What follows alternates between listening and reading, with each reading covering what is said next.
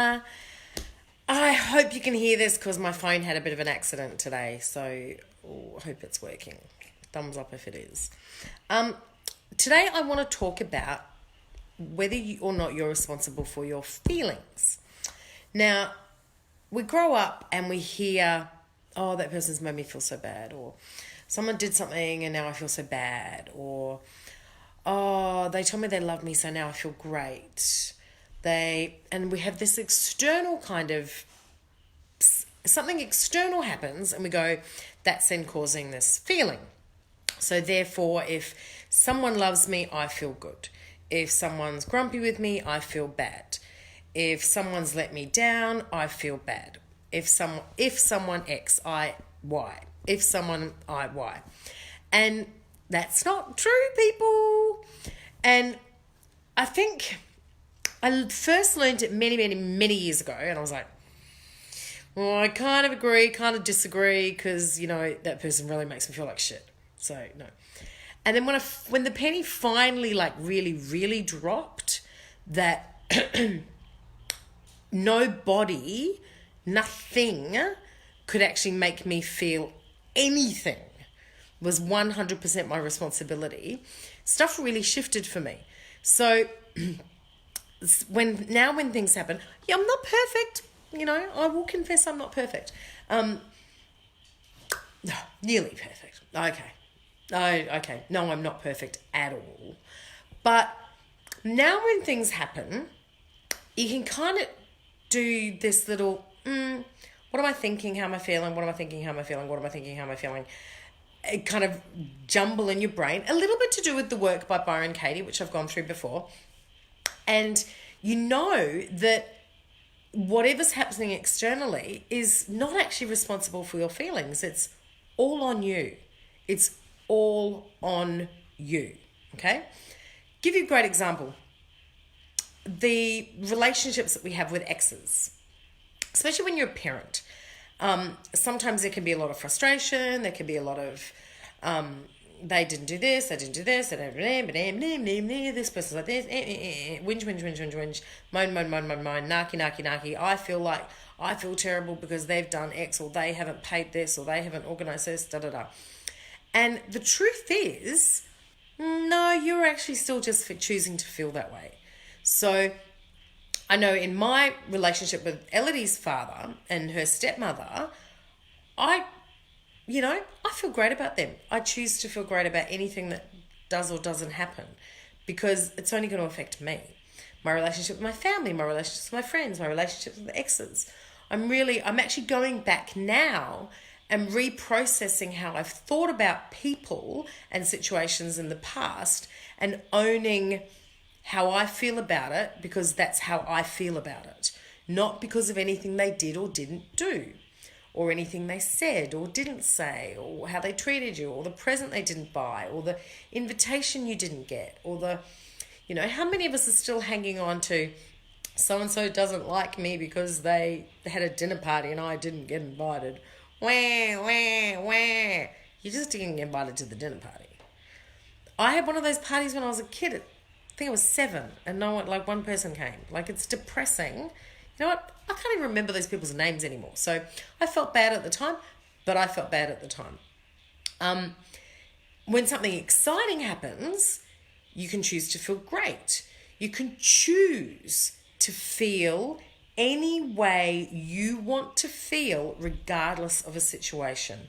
The worst thing in the world can happen for you. You can get fired, and you can choose to go, great opportunity for me to do something else. You can choose to go, they're a pack of you-know-whats, and I hope bad things happen to them. You can be angry.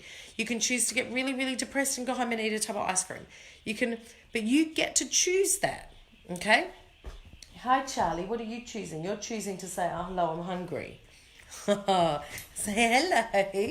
Hello, Charlie. I choose to love Charlie. Yeah, I do. Yeah, anyway, that's in a whole other story. And why I wanted to bring this up today is a couple of things. My phone got smashed today at the gym, I posted about it. And I don't know who smashed it. but I think it got stood on while it was in my jacket by the water cooler. I could choose to be really upset about it. I could choose to be really angry. I could choose to march in there tomorrow and go, someone stood on my phone. I'd choose to go, you know what? Possibly shouldn't have left my jacket down there by the water cooler. That was maybe a silly idea. And it's a phone. You know, I haven't let it worry me. I've put sticky tape where it's broken. Hopefully there's a new iPhone out in a couple of weeks and I can get a new one. So I'm choosing to be kind of excited about it. So I want you to look at what feelings you're hanging on to with some people and some situations in your life at the moment where you could choose to feel something different. You know, has something at work happened to you and you're choosing to be a bit resentful about it, and you could choose to be, really, Charlie? Sorry. And you could choose to just go, you could choose to think of it a different way. You could choose to take a high road, you know. In a lot of situations, you can choose to take a high road, and it's often the better road. And I'm not talking, people get, sometimes when you say to people, take the high road or take the high ground or anything like that, they think of it in terms of like a snob factor. You're better than someone kind of feeling. That's not what I mean at all. I mean, by taking the high road, I mean just taking the stand that, you know what, I'm not gonna drop to being angry or resentful or narky or upset about this. I'm just gonna stand in my strength, really, and take the road that's gonna. I think the high road is taking the road that's gonna make you feel good. You know, taking the high ground is the road that you walk along and sit with your feelings that make you feel great. You know, no one wants to feel bad. Like, given a choice, when you wake up in the morning, you can wake up and choose, okay, I feel really, really sad. That's it. You can wake up and choose, again, not talking about depression. You can wake up and choose to go, no, it's not such a great day, but I'm going to make the best of it. And it's just a flip of a switch. And again, it's got nothing to do with what other people are doing or saying to you. Other people are not responsible for how you feel at any point of your life. Okay? When we're a baby, we have complete control of our feelings, you know, complete control. If we were hungry, we cried. If we were tired, we cried. If we were upset, we were these emotional bags. And then when we're children, we get taught a little bit to lessen our feelings and dampen our feelings and quieten them down and not be so vocal about them or so emotive. Ironically, don't be so emotive about your emotions. Funny that. And then teenagers, again, the solid, we all just excuse it, the sullen teenager. Well, maybe that's just how they're feeling. Like, that's, again, they're responsible for that. We don't need to try and pull them out of it. We need to give them tools to help them deal with stuff, but they're responsible for how they're feeling, okay? So that's what I want to talk about today. You are responsible for how you feel. So tomorrow, if something good happens, choose how you're going to feel. If something great happens, choose how you're going to feel. If something really freaking awful happens, choose how you feel, okay? That's what I'm doing at the moment. I try and do it every day, but I'm really working on it at the moment. So I'd like to work on it with me. Let me know how you're going, and I'll see you tomorrow.